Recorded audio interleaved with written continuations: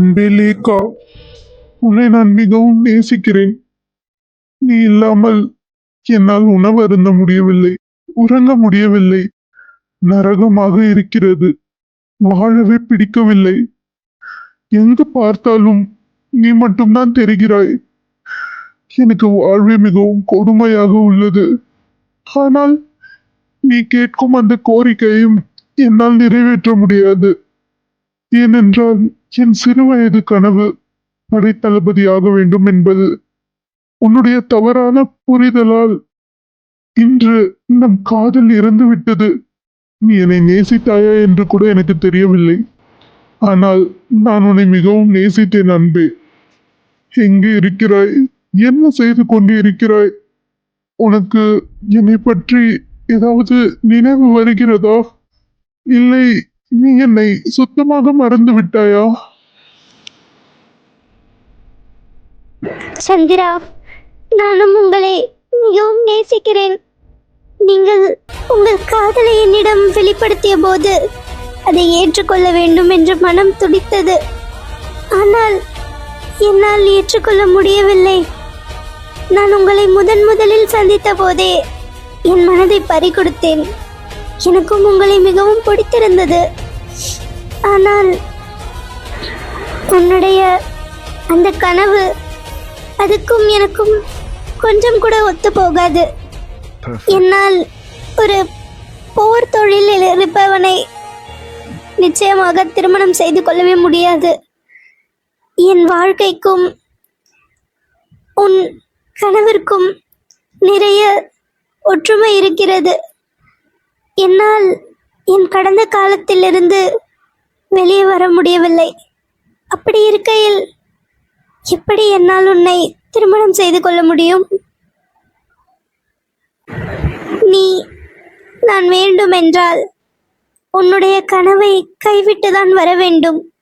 ஆனால் எனக்கு தெரியும் உன்னால் உன் கனவை கைவிட முடியாது என்று. அதனால்தான் நீ என்னை கைவிட வேண்டும் என்று சொல்லிவிட்டு வந்தேன்.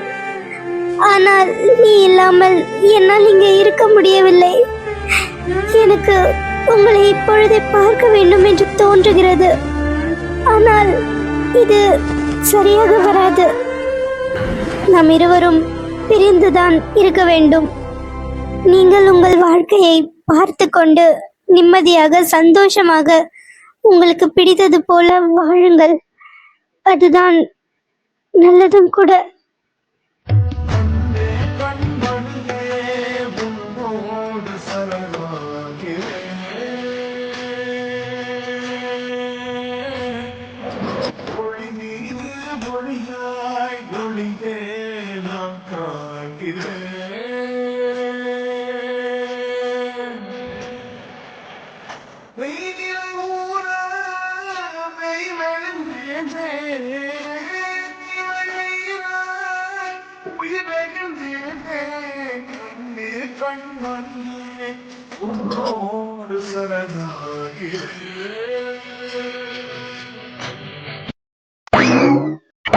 என்ன இது?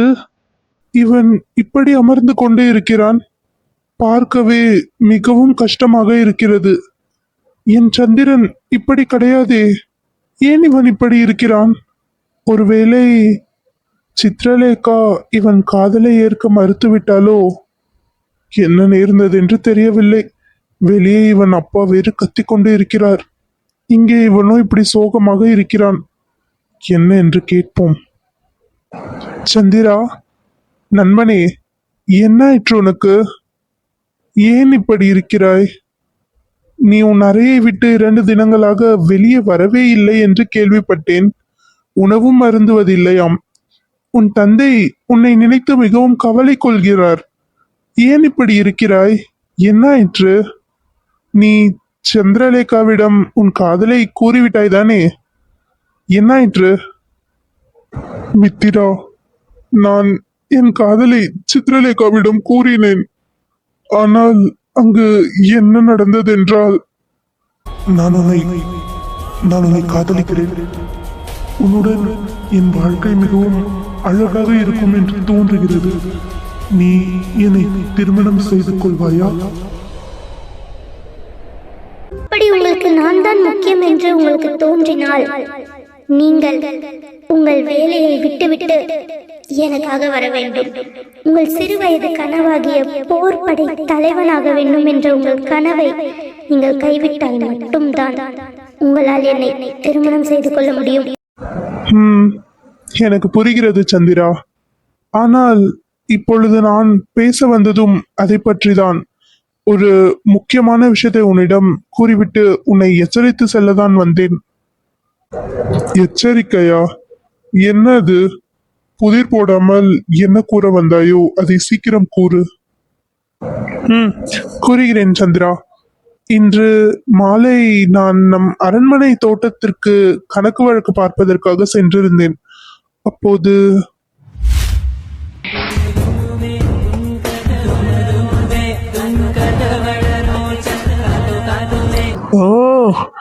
என்னால் பொறுத்து கொள்ள முடியவில்லை. எனக்கு கோபம் தலைக்கு ஏறுகிறது.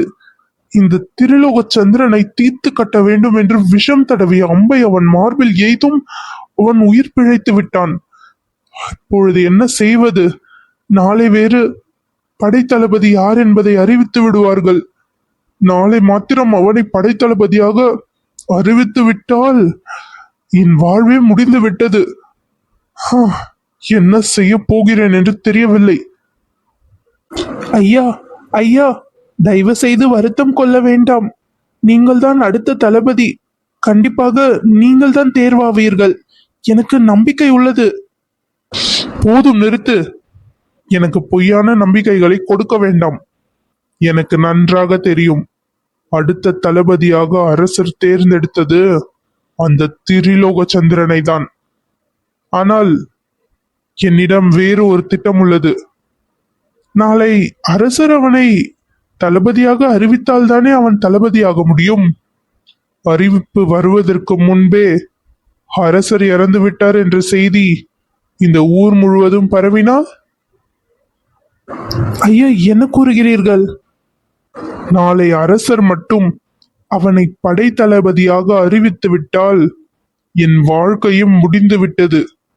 ஒன்று திரிலோக சந்திரன் சாக வேண்டும், இல்லை என்றால் அரசர் சாக வேண்டும். இது இரண்டும் இல்லை என்றால் அரசர் அவர் மனதை மாற்றிக்கொண்டு என்னை படைத்தளபதியாக ஆக்க வேண்டும். அப்பொழுதுதான் அவரின் மகளை திருமணம் செய்து கொண்டு நான் அடுத்த அரசனாக முடியும்.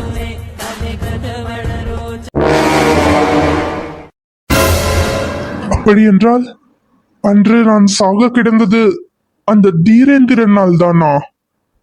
அவன் ஒரு விஷம் மிக்க பாம்பு போல. என்று இருந்தாலும் அவனால் என் உயிருக்கு ஆபத்து இருக்கிறது. அதுவும் இல்லாமல் அரசரின் உயிருக்கும் ஆபத்து இருக்கிறது. சந்திரா, நான் ஒன்று கூறவா? தப்பாய் எடுத்துக்கொள்ளாதே.